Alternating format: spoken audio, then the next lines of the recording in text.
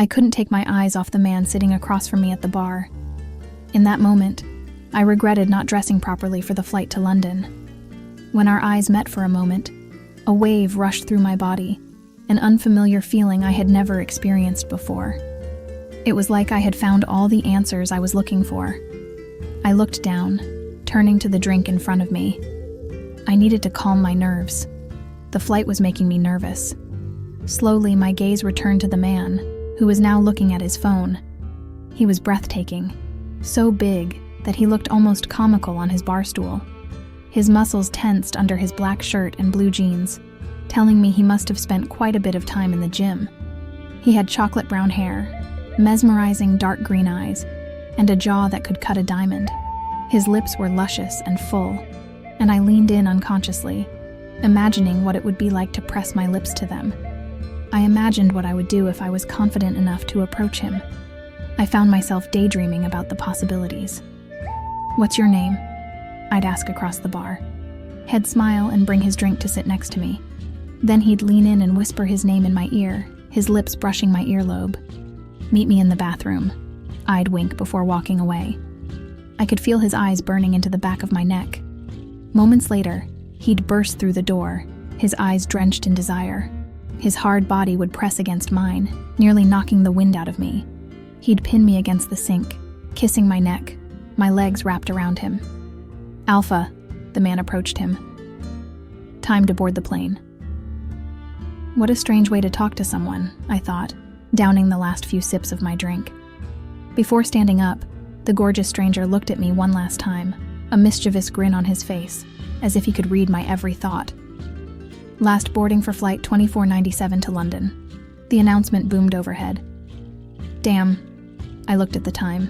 I was late. I had let the bartender down. "Can I have the bill, please?" "Don't worry about it, my dear," she said. "This gentleman has already paid for it." How strange. He had paid for my drink and yet hadn't said a word to me. I tried to push thoughts of the stranger away as I walked through the airport to the gate, my luggage in tow. I couldn't calm down, even though I tried. I hated flying, and an 11 o'clock flight to London was the last thing I wanted to do on Christmas Eve. But my mother begged me to spend the holidays with her and her husband.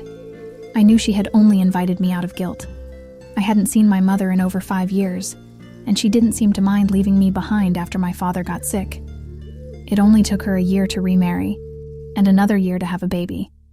Once on the plane, my hands couldn't stop shaking. When I finally got to my seat at the very back of the plane, I looked at the man I would be sitting next to for the next 11 hours. His eyes slid up and down my body, pausing briefly at my chest before meeting mine. He smirked. "Well, hello." "Great. Just perfect. I was going to spend the next 11 hours being stared at by some creep." "Hello," I muttered. Ignoring Mr. Creeper, I picked up my carry-on and lifted it above me to place it in the overhead bin. I had almost managed to get my luggage in when I felt arms wrap around my waist, brushing against the bare skin of my stomach where my shirt had ridden up. The arms tightened around me, sending sparks racing through my body. I whipped my head around to see who was attached to the arms, and felt my eyes widen when I saw him. It was the man from the bar. A sudden deep growl brought me back upright, and I met his eyes to find him watching me as I looked him over. I probably should have punched him, but instead I closed my eyes and enjoyed the feel of his arms around me, as delicious sparks raced through my body. I didn't even know it was possible to feel this good.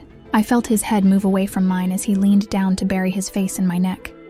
I tilted my head to give him better access, and he grunted in approval. And then I felt him kiss me softly right where my neck and shoulder met. First, my knees went weak.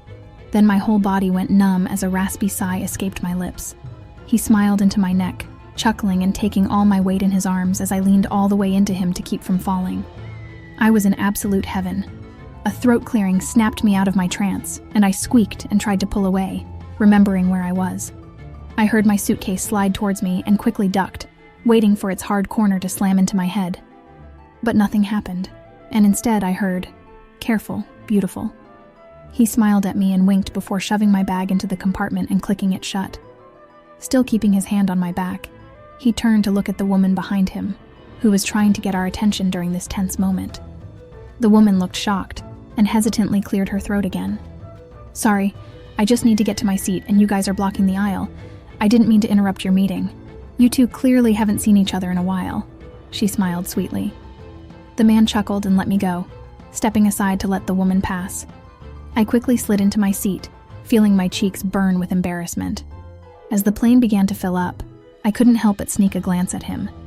He was sitting next to me, his presence overwhelming and intoxicating. We spent the next few hours making small talk, the conversation flowing easily and naturally. He was heading to London on a business trip. Despite the initial awkwardness, I found myself drawn to him, his charm and confidence irresistible.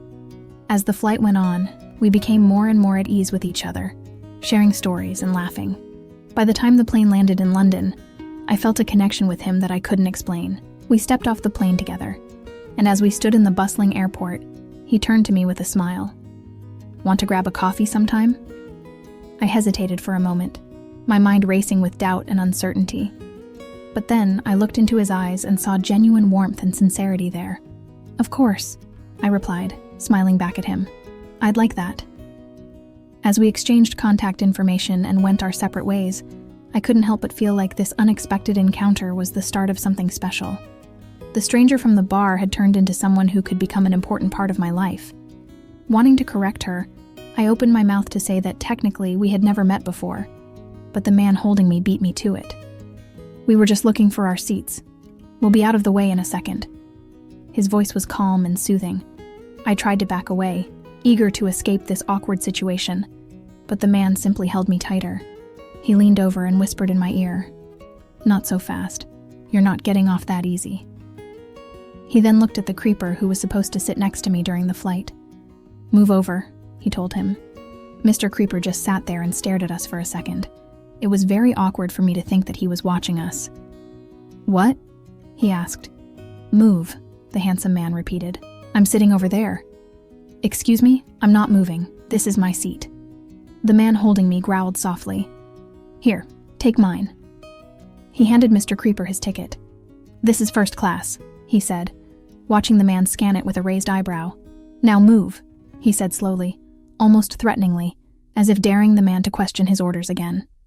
The creep glanced at us again before standing and quickly grabbing his bag. "Come on, handsome," my new mysterious neighbor said, gently pushing me toward the window and following close behind me. Sorry about earlier," I muttered, tucking a strand of hair behind my ear and looking down. I wanted this guy to like me. I rarely go around touching strangers, I promise. I laughed nervously. When he didn't respond, I cleared my throat. "Okay, so why did you give up your first-class ticket to sit here?" My eyes met his, and his hand slid down to my cheek.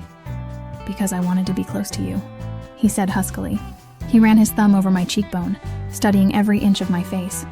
Wow, how did I get so lucky? I leaned away from him, unsure how to respond. I must have heard him wrong. "Sorry, what did you say?" He just smiled and shook his head. "Nothing. Don't worry about it, beautiful." He leaned over the armrest toward me. For two strangers, we were close. "I'm Grayson. What's your name?" In a daze, I heard myself say, "Emma." His smile widened. "Emma," he said to himself. "My Emma." His eyes were so beautiful, I couldn't help but stare at them. "Uh-huh," I said absent-mindedly. He laughed heartily. "Did I say something funny?" "Our bond is strong, I can tell," he said. "Is it just me, or is everything he says meaningless?" "What? Our bond?" I asked. He brushed a strand of hair out of my face. "Don't worry about it, little head."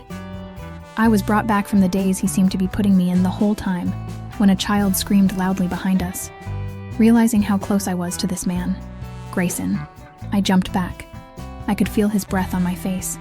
My cheeks immediately flushed, but before I could get embarrassed, he spoke. "Mine, mate," he said, his deep, husky voice ringing in my ears. "What did you just say?" I asked. "So, business or pleasure?" Grayson asked, smoothly changing the subject. Pleasure, I suppose. Visiting family," I muttered, still trying to process everything. "Pleasure, huh? Sounds good," he said, leaning back in his seat, but not taking his eyes off me. I nodded, feeling a little more relaxed. "Yeah, it's been a while since I've seen them." Grayson smiled warmly. "Well, I hope you have a great time, Emma," As the plane began to ascend, I felt a strange mix of excitement and nervousness. There was something about Grayson that made me feel both safe and out of place. Whatever this was, it was just the beginning, and I couldn't wait to see where it was going. Oh, right. I'd almost forgotten where I was. I'd heard things.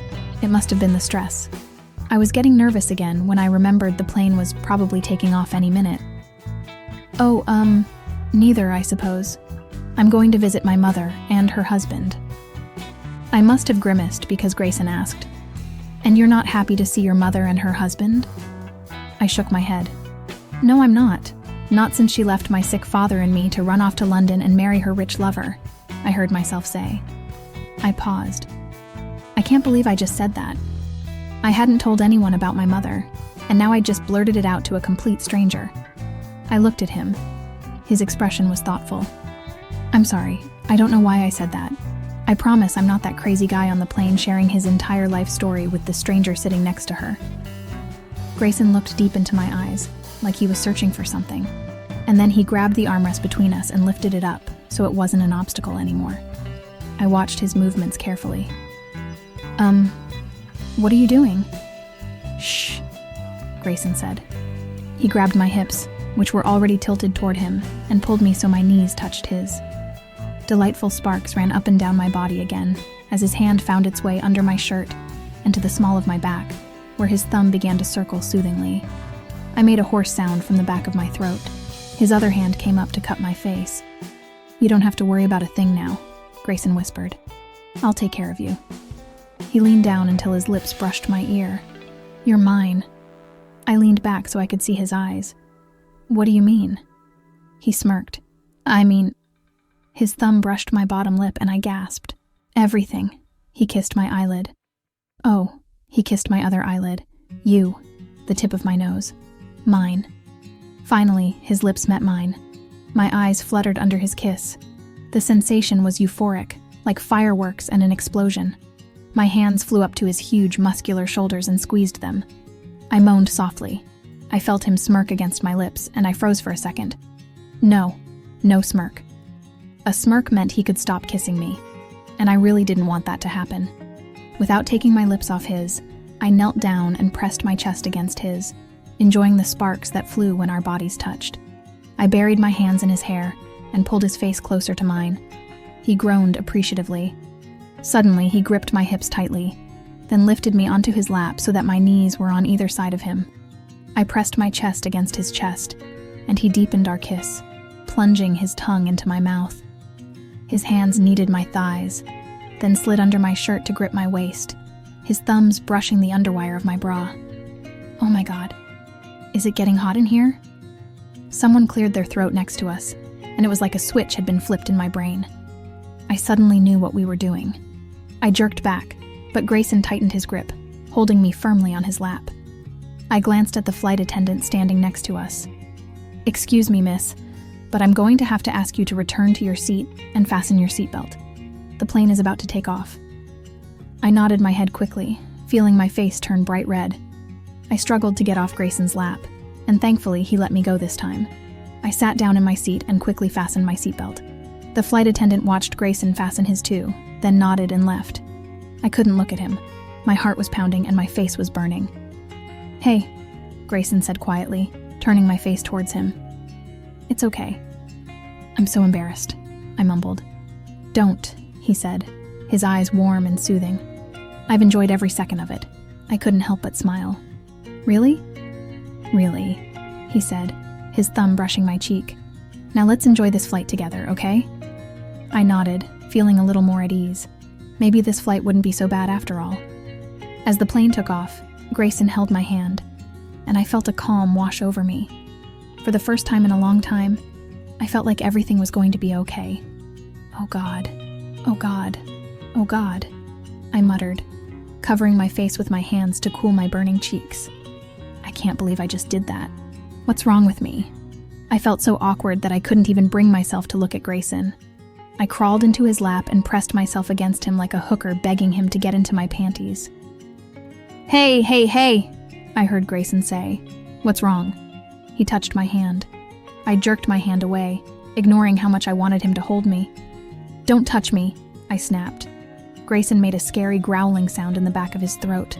I looked up at him and saw the tense expression on his face. His jaw was clenched, his breathing was deep, his chest rising and falling rapidly.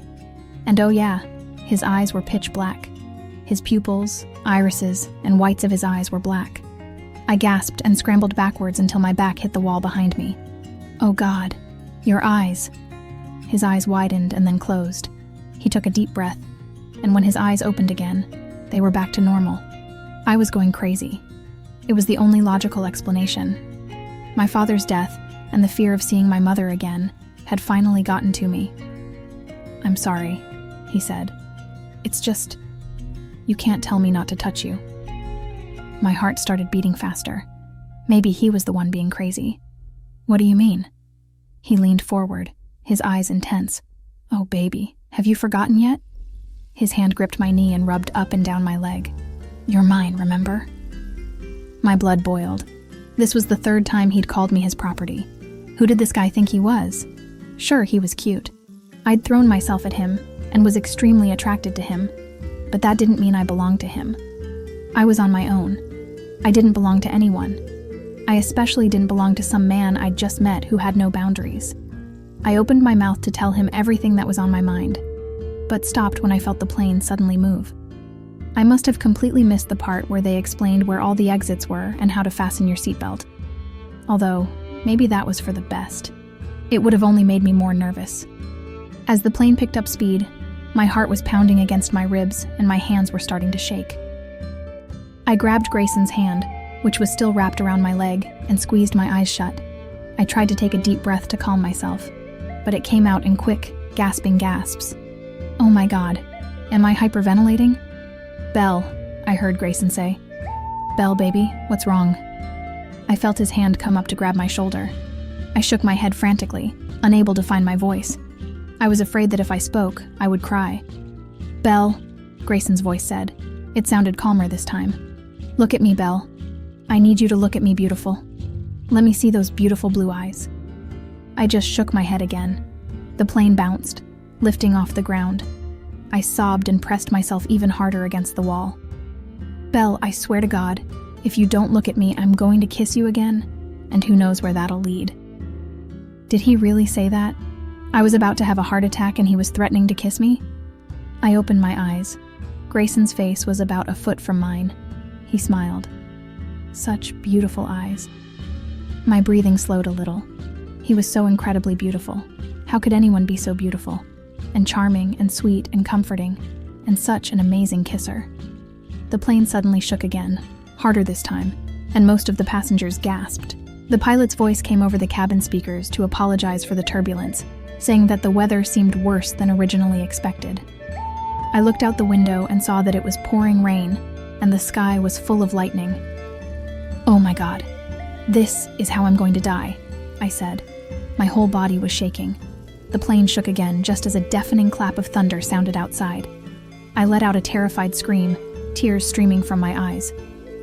"Belle, baby, come here," Grayson said worriedly. I looked up at him and saw him holding out his hand, beckoning me to lean on him. "What?" I asked, my voice shaking. No! Something grabbed my hand tighter. I looked down and saw that I was holding his hand with both of mine. I quickly let go and pushed it away from me. Why am I being so touchy with this guy? He ran his hand through his hair, watching me panic. He looked upset. "Please, Belle, just let me help you." I grabbed the wall behind me, hoping it would stabilize my shaking body. "How?" Before I could respond, the plane shook with a loud crash, and a bright bolt of lightning that I swore would hit us. People were screaming as bags fell from the overhead bins. I was screaming like crazy and covering my face with my hands. "Oh God, oh God, oh God," I sobbed. This was my worst nightmare. "Belle," Grayson said. His voice was clearer than before, and suddenly all other noise was gone. "Look at me." As if he was controlling me, I took my hands away from my face and looked at Grayson. His eyes were black again, but this time it wasn't scary. This time it was almost comforting. "Come here," he said slowly. I nodded my head and practically dove into his chest, as far as the seatbelt would allow. I wrapped my arms around his torso and fisted his shirt. He wrapped his arms around me, lifting my shirt so his bare skin touched my back and stomach. "What are you doing?" I asked, shuddering at the feel of his skin on mine and the delicious sparks that ran up my spine again. I felt him nuzzle my hair. "I'm sorry. I know this must be weird for you. It's just that the more skin-to-skin contact we have, the more comfortable you'll feel." He pulled my hands away from him, and for a moment I felt disappointed. But then he lifted his shirt and returned my hands to their place. I felt his abs. "See? Better, huh? Touching me helps." I felt him kiss the top of my head. He was right. I could feel my heartbeat slowing and my nerves starting to calm. "How is this happening?" I asked. I was so confused. "What's going on?" Before he could answer, another clap of thunder sounded. I whined and pressed my face as deep into his chest as I could. His arms tightened around me, his hands massaging my back. "Shh, baby. Relax for me," he whispered, his lips brushing my ear. I felt my shoulders slowly relax. His voice was so smooth, so soothing, like it had magical powers. I would do anything he told me to, just so I could hear his voice. That's it. That's what I want to see. Another clap of thunder shook the plane. I pressed my face even further into his chest and gasped. No, he said. "Nothing like that." His lips pressed against my ear, leaving a kiss. "Pay attention to my voice. All you hear is my voice, baby." He kissed his way down my neck. He was right. Again, the other sounds faded. The crying children, the screaming passengers, the roaring thunder, the pouring rain. Everything else faded. It was just him and me. The only thing you hear is my voice. Isn't that right? I nodded my head. "Okay, now slow down your breathing." My breathing went from quick, ragged breaths to slow, deep inhalations. "Good girl." His lips continued to move down my neck. "Don't be afraid. I'll catch you. I'll take care of you." His kisses were like magic. His voice was like magic. Everything about him was magic. I was never on a plane again. I was never anywhere else. It was just me and Grayson, his arms around me, his lips on my skin. I was calm, and then his lips found a spot on my neck that sent fire through my entire body. I gasped. Grayson smiled against my skin. He began sucking on the spot, his tongue sliding over my skin, leaving tingles that reached all the way to my toes. His fingers dug into my waist, and I felt something building inside me, a feeling I hadn't had in a long time. My whole body shook, and I tilted my head to the side to give him better access. His deep chuckle vibrated through my body. That's it, isn't it?" he whispered against my skin. I couldn't even respond. It felt like I was high. Everything was moving so slowly. I took a deep breath, and it sounded more like a moan because he stopped kissing me. I didn't know what I wanted, but I needed something more. Something I knew Grayson could give me. I tilted my head a little more, hoping he'd keep kissing me. He sighed. "I know, beautiful, I know. But not here. Not now." He kissed my spot again. "But I promise, I'll make you mine. Soon." I didn't understand what he meant, so I just moved closer to him, breathing in his heavenly scent. What cologne did he wear? "That's right," he said. "I'm here, and you're safe. Nothing bad will ever happen to you again. We'll create the most amazing life together. I'll never let you go." What did he just say? "But for now," he said, "you need to rest." I looked at him. His eyes were still black. Sleep. And my world went black. I woke up to the feeling of being touched. I was vaguely aware of someone unbuckling my seatbelt and then lifting me up. I opened my eyes. Grayson pulled me onto his lap, my knees on either side of him. He pulled my head to his chest and hugged me again. I suddenly remembered I was on a plane, and my heartbeat quickened. How long had I been asleep? I tried to lean back to look at him, but he only hugged me tighter. Now, not so fast. You're not going anywhere," Grayson said calmly. He kissed my forehead. "Go to sleep, Belle." And again, I was out like a light. I dreamed of hands moving up and down my back and waist, playing with my hair, kneading my thighs. I dreamed of sweet kisses left on my ear, my nose, my forehead. I dreamed of touching fireworks, and then watching them travel up and down my body, finally exploding in my chest, leaving a warm glow around my heart. But most of all, I dreamed of his forest green eyes. When I woke up for the second time, the only thing I was aware of was how warm and peaceful I felt.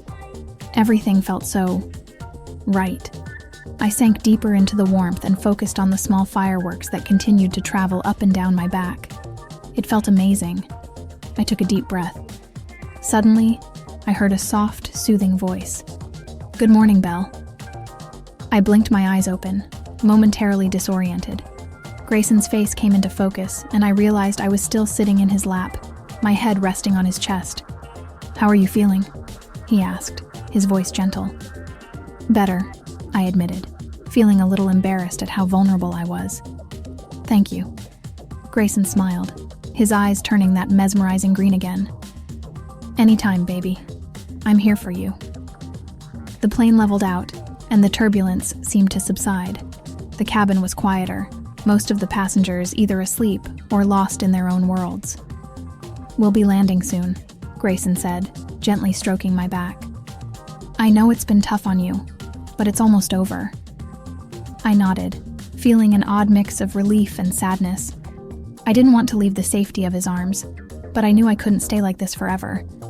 "Thank you for everything," I said, my voice barely above a whisper. Grayson's gaze softened. "You don't have to thank me, Belle. I'm just glad I could help." As the intercom announced that we were beginning our descent, Grayson helped me back into my seat and fastened my seatbelt. His touch lingered on my arm, sending a comforting warmth through me. "Are you ready to meet your mother?" he asked softly. I took a deep breath and nodded. "Yes, I think I am." Grayson smiled, his eyes full of confidence. "You're stronger than you think, Belle, and remember, you're not alone." As the plane touched down and we taxied toward the gate, I felt a new sense of determination. I didn't know what was coming, but I knew I could do it. With Grayson around, I felt ready for anything. Then my sigh was suddenly echoed by someone else, and I felt a kiss on my forehead. My eyes flew open. Where am I? I looked up to see Grayson. He had one arm around me, running it up and down my back and playing with my hair. His other hand was holding his cell phone, texting someone. His face was scrunched up as he concentrated. Oh my God. I was in his lap. My back straightened and his eyes suddenly darted to mine. He smiled. "Morning, beautiful." He really does have a thing for pet names. I tried to pull away from him and he grabbed my hips. "Where do you think you're going?" he said. I felt like he pulled me into his lap. I stared at him. "Why am I in your lap?" He shrugged. "You kept moving toward me in your sleep, trying to put your face in my neck, whining. So when the seatbelt sign went out, I took you to where you wanted to be." I felt the blood drain from my face as I pictured crawling toward him in my sleep. Then it rushed back to my cheeks as I remembered his lips on my neck. Sensing where my thoughts were headed, he said, "Not that I mind." He smirked.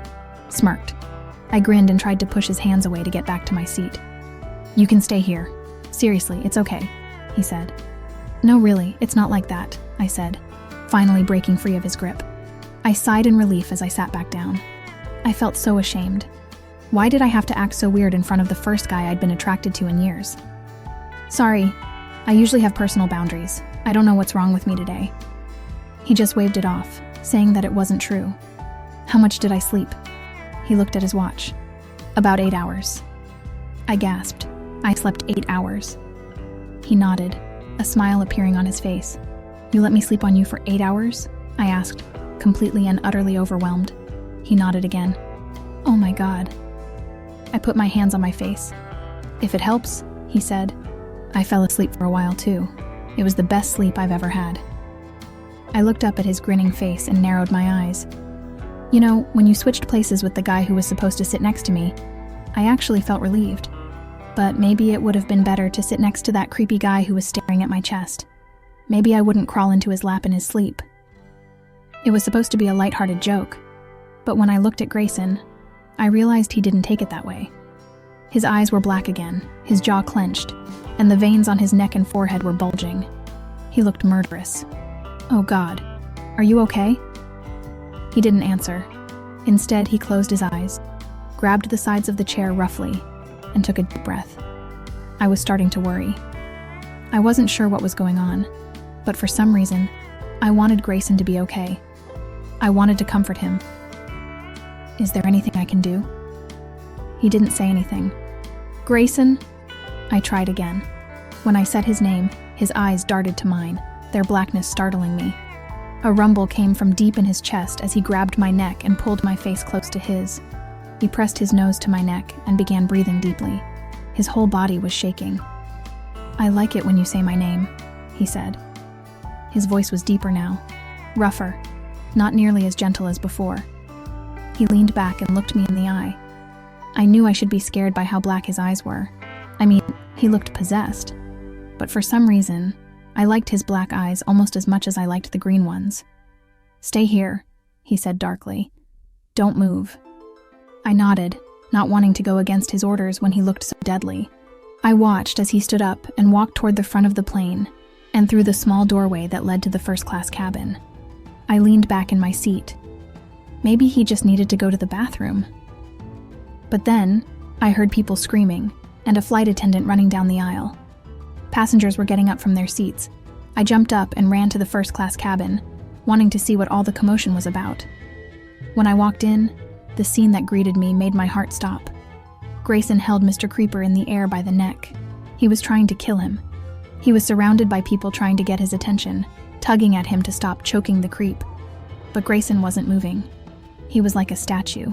He was trying to kill him. Grayson's grip on Mr. Creeper's neck was getting tighter and tighter by the second. Of all the people begging him to stop, one man was the most persistent. The man finally got through to Grayson, grabbed his arm, and yelled something that seemed to break him out of his trance. Grayson's eyes turned green again, and he blinked, his grip loosening slightly. "Grayson, let him go," the man said firmly. "You're going to kill him." Grayson looked at the man he was holding, and it seemed to dawn on him. He released his grip, letting the man fall to the floor, gasping for air. The flight attendants quickly came over, taking Mr. Creeper away and tending to him. Grayson stood there, breathing heavily, looking shocked. I rushed to him, grabbing his hand. "Grayson, are you okay?" He looked at me, his eyes full of remorse. "I'm sorry, Belle. I don't know what came over me." "It's okay," I said, trying to calm him down, even though I was still in shock. "Let's go back to our seats." He nodded, allowing me to lead him back to our seats. We sat down, and I took his hand, trying to comfort him. "Thank you," he said quietly, his voice full of guilt. "I don't know what I would have done if you weren't here." I squeezed his hand. "It's okay, Grayson. Just, let's try to stay calm for the rest of the flight." He nodded, taking a deep breath. "I'll do my best." As we sat there, I couldn't help but wonder what had caused him to react so violently. But for now, I was just glad he was calming down. I knew we'd have to talk about this later, but for now, all I wanted was to get through the rest of the flight without further incident. As we sat there, Grayson's hand in mine, the tension in the cabin began to dissipate. The flight attendants quickly restored order, calming the other passengers and checking on the man Grayson had attacked. I took a deep breath, trying to calm my own nerves. Grayson leaned back in his seat, his eyes closed, as if he were fighting an internal battle. I squeezed his hand again, trying to comfort him. He opened his eyes and looked at me, his expression softer, more vulnerable. "I'm so sorry, Belle," he said quietly. "I didn't mean to scare you." "I know," I replied. "But you need to explain what happened in there. Your eyes, they've changed, and you were so strong." He took a deep breath, running a hand through his hair. "There's a lot about me you don't know, things I've tried to hide to protect you." "Protect me from what?" I asked, my curiosity piqued despite my lingering fear. "From me," he said, his voice barely above a whisper. "I'm not like other people, Belle. I have powers I can't always control." My heart began to pound as I processed his words. "What powers?" He looked me in the eye, his gaze intense. "I'm a werewolf, Belle. I can shapeshift into another form, and it gives me incredible strength and other abilities. But there's a dark side to it too. When I'm angry or feeling threatened, it's hard to control." I stared at him, trying to take it all in. A werewolf? It sounded like something out of a fantasy novel, but after everything I'd seen, I couldn't shake it. "So when your eyes changed?" "I was the one losing control," he admitted. I was angry and protective, and it brought out the worst in me. I took a deep breath, trying to absorb this new reality. "Why didn't you tell me sooner?" "I didn't want to scare you," he said, "and I didn't want you to see me as a monster." "You're not a monster," I said firmly. "You're just different, and maybe a little scary when you're angry, but I don't think you'd ever hurt me." "I'd never hurt you," he said, his voice full of conviction. "You're the only one who can calm me down, Belle. You're my anchor." I felt warmth spread through me at his words. Despite everything, I felt a deep connection to him. "We'll figure this out, Grayson. Together." He smiled, his eyes shining with genuine emotion. "Thank you, Belle. I don't know what I'd do without you." We sat in comfortable silence as the plane continued on its way, our hands still intertwined. The turbulence outside seemed to mirror the turmoil inside me, but with Grayson by my side, I felt like I could weather any storm. When we finally landed, we walked through the airport, both feeling the weight of the day's events, but there was also a sense of relief and a renewed determination to face whatever was coming. As we walked out of the airport, Grayson pulled me close, his arm around my shoulders. "I promise I'll explain everything," he said, "and I'll do anything to keep you safe." "I believe you," I said, leaning into him. We caught a cab and headed to our destination, ready to face the future together, no matter how uncertain it might be. When Grayson's secrets came out, I knew we had a long road ahead of us, but I also knew that as long as we were together, we could handle anything. And as the city lights blurred outside the window, I felt hope. This was just the beginning of our story, and I was ready to embrace whatever came next.